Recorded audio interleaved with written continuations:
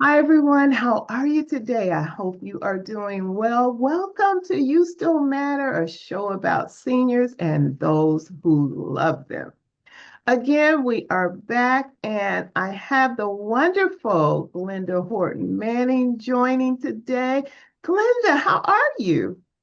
Well, I am wonderful. As I said to you earlier, it's beautiful here in Charlotte, North Carolina. Wonderful weather. The sun is shining and the people are moving about, doing some wonderful things. We hope and pray. Yes, yes, it is beautiful here in Atlanta as well. And as always, it's so great to see you and just so exciting to just kind of continue our conversation from the last time that you joined us a couple of weeks ago. So I'm just going to, once again, I'm going to yield to you to let you just share again from your heart. Your information is always so wonderful, and we get such great feedback. So I'm going to let you go on and just get started and start by pouring your heart out with the subject that you would like to share. Well, Donna, thank you so very much. It's an honor to have the opportunity to speak to you and to others out here across the nation. What's on my heart today is an experience that I had just a week ago. I had the unique opportunity of delivering a eulogy message for my lifelong friend, a friend that I met when I was 16 years old. And we became friends and held hands throughout our lifetime until she died just a few weeks ago. But Mm. I had the wonderful opportunity to speak there, to deliver that eulogy. Her family reached out to me and asked for that. And I have to tell you, one of the challenges that we as seniors deal with is as our friends and loved ones grow older, those people closest to them take control over their lives. And for some strange reason, and not a strange reason at all, I was really not able to interact with her toward the end as much as I would have liked to. But even so, I was able to share with those people left here the wonderful things about her. So as I prepared for that eulogy, I thought about the whole concept of friend. Friend. I thought about being a friend. What does that really mean? On the program, there for her service, I was listed as a lifelong friend. Mm. So, what does that really mean, particularly for those of us who are seniors? Being a friend means so much very special. And so as I prepared, I did look up the meaning of the concept of friend. Well, I went to my major sources. One was a dictionary, Mm. and I pulled out the definition of a friend from the dictionary. I also went to the internet, pulled information there. And for those of us who are Christians, we always go to see what the Bible has to say. So I did that as well. I gave those looks into the sources to find out what a friend really was.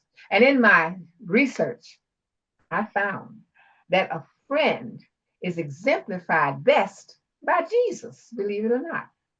So Jesus set a profound example of choosing and being a friend.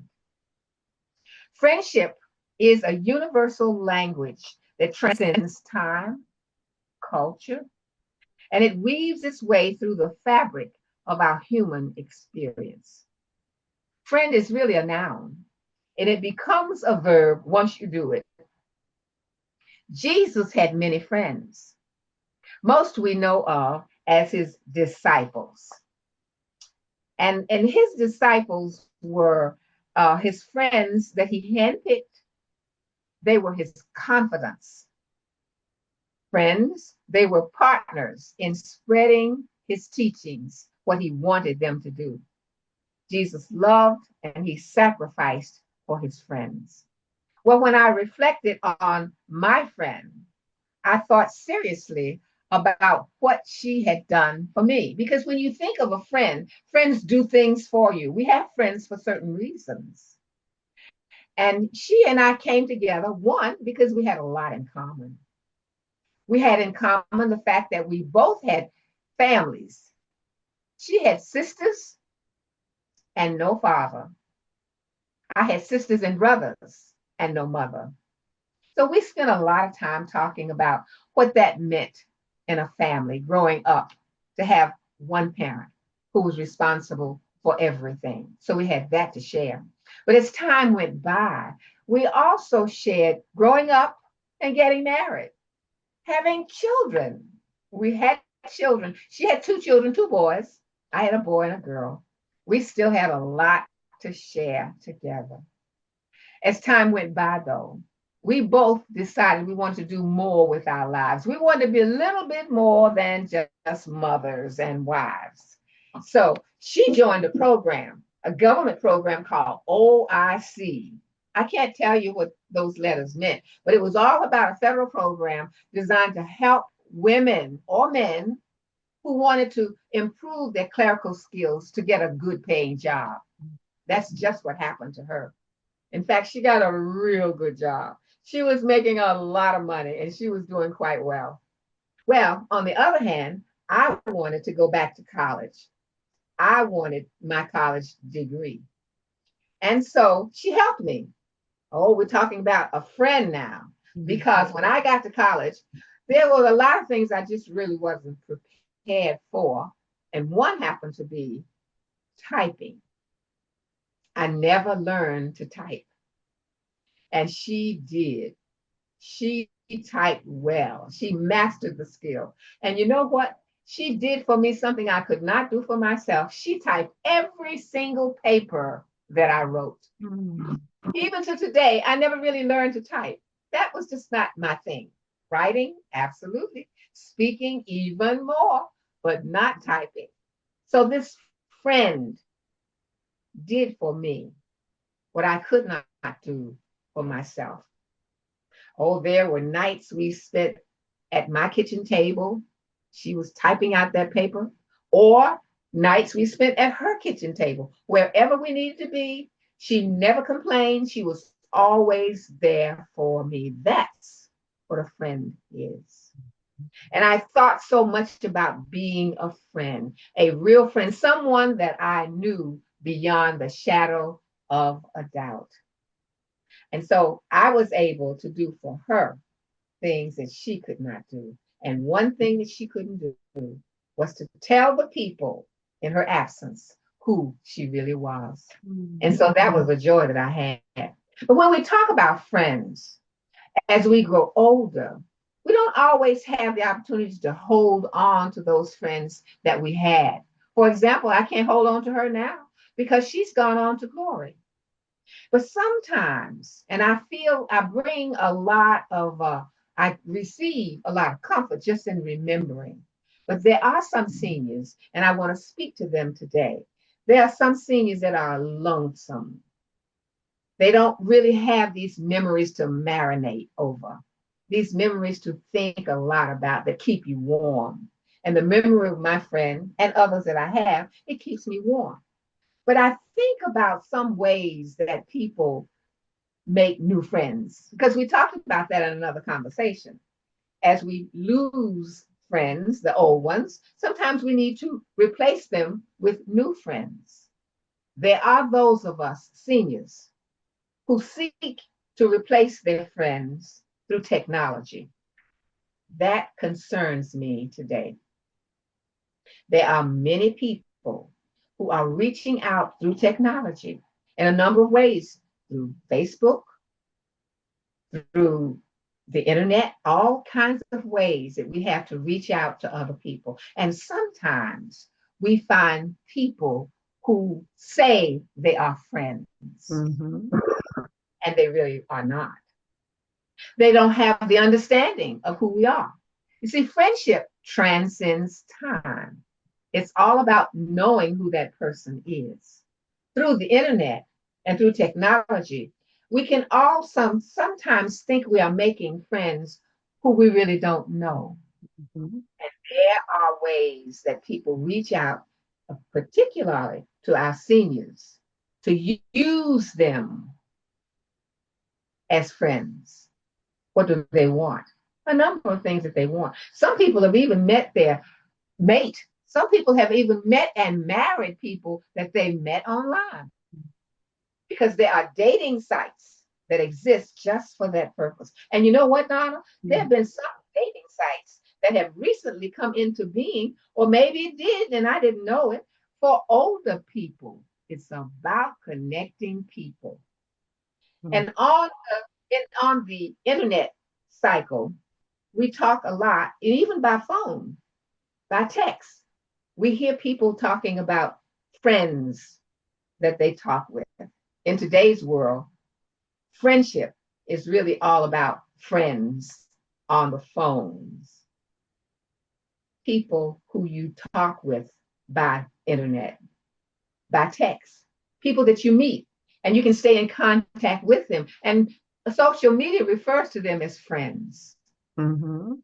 There has to be no long time connection or even no physical connection at all, just through social media. They are called friends. I always had a problem with that concept, because if the meaning of friendship is about longevity, it's about cultural relationships, social relationships over time, knowing, even loving the other. If that happens to be the case, social media misses the point, Mhm. calling these people friends. And so there are many people who live to speak to someone that they don't even know, but they call them their friend. You can even defriend a person. Mhm. You know about that. Sometimes there are people that folk have been in contact with, and all of a sudden they decide, "Oh, I don't want to be your friend. And so I'm going to cut you off. I'm going to defriend you. I'm going to press that button that does not allow you to reach me possibly ever again." Sometimes we do it because we know what we're doing, and at other times maybe we don't. Now, I had that problem with my brother who lives in Hagerstown, Maryland, and we talk often. Somewhere along the way, he pressed the wrong button in a conversation that we had. And for some reason, for the longest time, his phone blocked my number.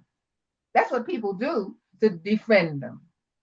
It blocked my number, so I could not get a call through to him, not on that number. But the other day, I called him from another number, and it went through.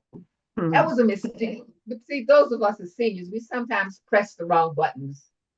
And so I did that by mistake. But that is a technique that we can use. And so I offer that to our senior listeners today. If there's somebody who's reaching out to you constantly, and that's happening over and over again. We're getting phone calls that we don't want. And we're getting phone calls that say they're coming from one place but another. People who want to reach out, they want to be your friend and they want to use you. Maybe they can make money off of you, or maybe they can become more of a part of your life. They may not even be who you think they are.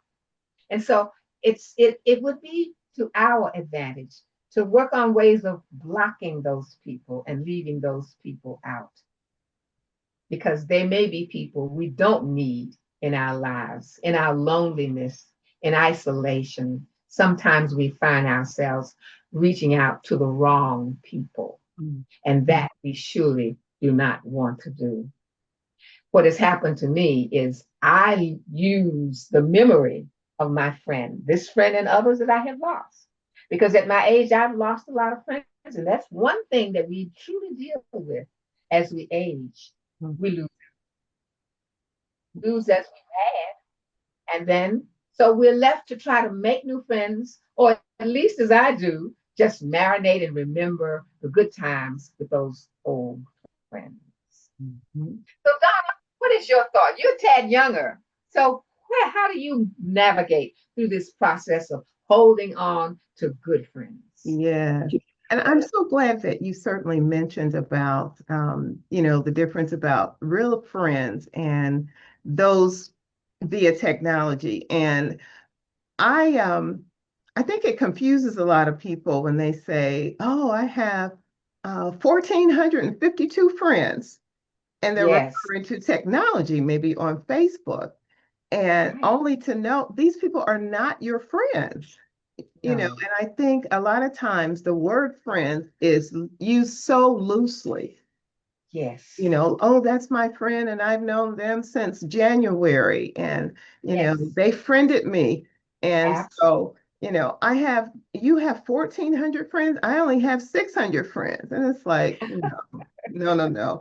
And oftentimes, you know, seniors as well as younger people, they think that the more friends you have, quote unquote, via social media are really your friends. And Yes. so I'm so glad that you broke that down. No, and I know friends also, they can come into your life for a reason, a season, or a lifetime, right? Yes. And I know what you've been talking about and sharing is those lifelong friends that you have. And generally, we draw who we are, right? Yes. And Yes. so, meaning that, in order to have, real friends, then we also have to be a real friend, right? Yes. And as you mentioned, do things together, you have things in common Yes. and so on and so forth. So, but thank you so much for really sharing from your heart about friends. And I'm hoping that the main takeaway is to, make sure that we cherish the friends, the real friends that we have. And we don't have to have numerous friends to feel as Yes. though, that we have friends, right? I mean, if we have just a few friends, and those are people who, you share with, as you mentioned, people that you do things with, you don't have to necessarily talk to them every single day, but oftentimes, even if you've gone, 2 weeks or a month without speaking with them, once you all reconnect, it's as though no time, really, really lapsed. So thank you for that. And I want to share, Glenda. And again, guys, we're so glad to be back. We've been on a little hiatus. But listen, I want to share. It was so great hearing from everyone. I want to share with you some of the messages at Rose Jackson. Welcome back, Donna. Missed your wonderful podcast. As usual, Miss Glenda Manning's session was just excellent. She gave so much helpful information about seniors as caregivers. They are growing in numbers and need our support. Thank you, Ms. Manning, and God bless you. I am a caregiver at the age of 79. Wow. Oh, wow. And here's another comment at JBaby 1976. Good information. Thank you for that. At Kathy Montgomery, Donna, your wonderfully informative podcast was truly missed. Welcome back. As I look forward to hearing a variety of useful and interesting topics. And what an exciting way to return by inviting Glenda Horton Manning as guest speaker with her Oh, endless wealth of knowledge and experience concerning senior citizens and our challenges of being caregivers. And guys, thank you all so much. I'm going to share one more here at Jamie Nicole. Hello, Aunt Glenda and Donna. I so enjoyed this video. Extremely informative and encouraging. I will soon be taking on a role as caregiver for my brother, just wanting to be of more help and support to my mom, who is the sole caregiver of my brother. I also realize that I need to be more educated on his medical needs. And it also gives me the opportunity to spend more time with him. Love the work you're doing on this channel. God bless. Thank you all so much for these warm messages. And Glenda, what do you think about that? I mean, we have wonderful, wonderful viewers. And again, thank you all so much for sharing. Some of you share and you actually post your comments yes. on this show, and some of you share by email. But I am just so grateful to have you and call you a part of our You Still Matter family, knowing that you do still matter. So, Glenda, what are your quick thoughts? A little Well, response. first of all, I certainly will say that I count you a friend, Donna, Yeah. because we have gone back a ways. We have Absolutely. we have shared special time in very special ways, and we've even come to the place where we meet over technology. That's We right. both, for years we've not even been able to meet other than here on technology, which is an awesome opportunity. Yeah. I'm so grateful for those who wrote in, for those viewers who responded and who shared from their hearts Yeah. what they gathered from the message. From them, I gather new ideas as well because we grow. I have a sister who says to me all the time, iron sharpening iron, sharpens That's right. iron. So that simply means that what you know can strengthen me, and what someone else knows can strengthen them. That's So I'm right. growing tremendously just in sharing and hearing the comments that come from others who have viewed the video and who share in the same experiences. So thank you for Absolutely. the opportunity. Yeah, and thank you all. And again, make sure you subscribe so that when our videos do, when they are posted, you'll be the first to know. And again, it is so great again to be back. And just make sure you subscribe so that you're the first to know, and you'll be able to look, and please share the videos. Keep your comments coming. We love those. It gives us, as Glenda said, it gives us the energy to continue. Even though we're working on, other projects, we still want to come back and be able to share and use this platform to, encourage and inspire and uplift. Okay, so listen, we're going to go ahead and land this for this episode. But I do want you to remember, no matter who you are, no matter your age, what you may be going through, always remember that you still matter. And I'm going to encourage you to, if you would, initiate an act of kindness this week. And if we're intentional, we can initiate kindness every day. Okay. So again, thank you all for tuning in. Take care. We will see you soon. God bless. Bye for now. Bye for now.